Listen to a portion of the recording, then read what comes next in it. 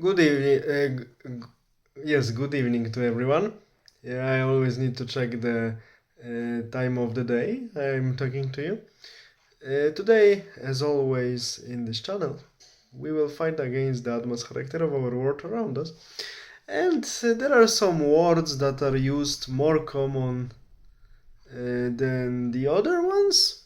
And one of these words that it's actually used in all forms in all in all I would say combinations with other words, with all meanings, with all misunderstanding of its meaning, of its origin, and so on.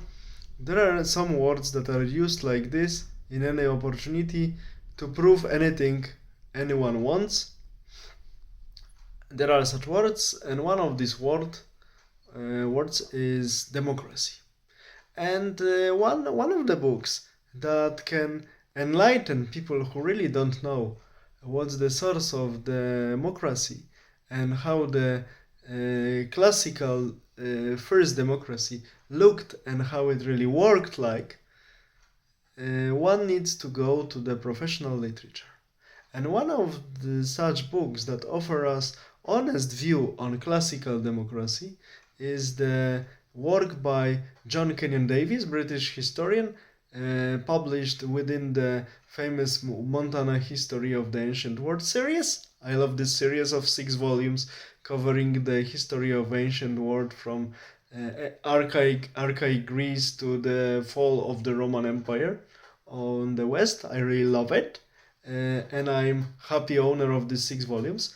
One of the volumes from this series covering the Hellenistic period I already discussed on this channel in one of my previous videos. And this volume I want to talk about today is Democracy and Classical Greece by John Kenyon Davies. What can I say?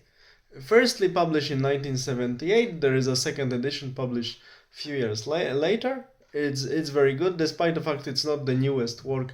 Actually, I would say that according to my knowledge, the statements about classical Greece that are included in this work are valid, and I really enjoy it, despite the fact the author is not the most talented writer and his text is not so fluent.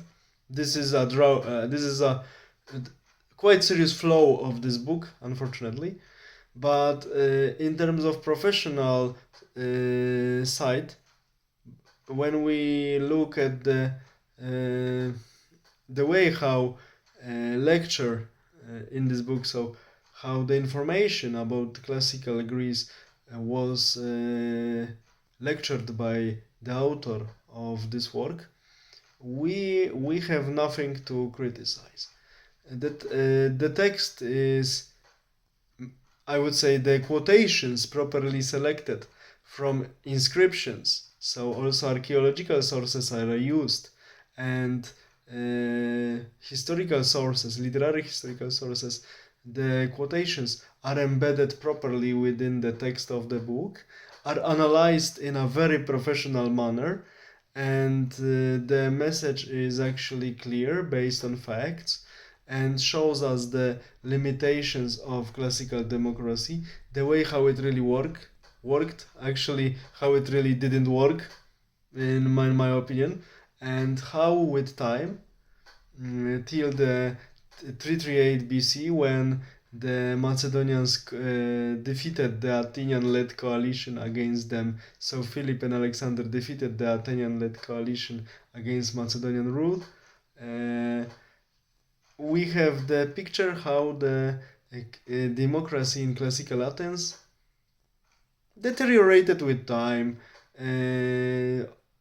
Positions in the offices were doubled because after the rule of the 30 tyrants and after the Peloponnesian War that was a failure for Athens, Athenians were so afraid of the possible repetition of tyranny that one official was limiting another one, and the bureaucracy was growing, so the country was completely paralyzed, so the democracy was turned into democrature, so democratic dictatorship, one would say, and it's not oxymoron, and the country was becoming less and less effective. The decision for the country, it was hard to make a proper decision. It was hard to make any decision at one point. That's why the country, in terms of also external politics, became less and less effective and not able to defend its own interest and its own citizens. So now we can also see from this book what people who study classical history know, that this democracy was limited only to the group of people who didn't have to work on their own to have food and relatively good conditions to live. So they had enough time to be busy with politics. So this democracy was not so democratic as we can think. It was a sort of democratic oligarchy. In this book, everything is nicely described, and the different reforms or attempts to reform this system are also described and their results. So to know real meaning of democracy, real source of democracy, and real flaws and drawbacks of this system, the the book by John Kenyon Davies, Democracy in Ancient Greece, needs to be read, despite the fact it's not very well written, but it's very informative, and the quotations from the sources, epigraphic, archaeological, and literary sources, are very well impregnated into the text of the book. All the best, have a nice evening, bye.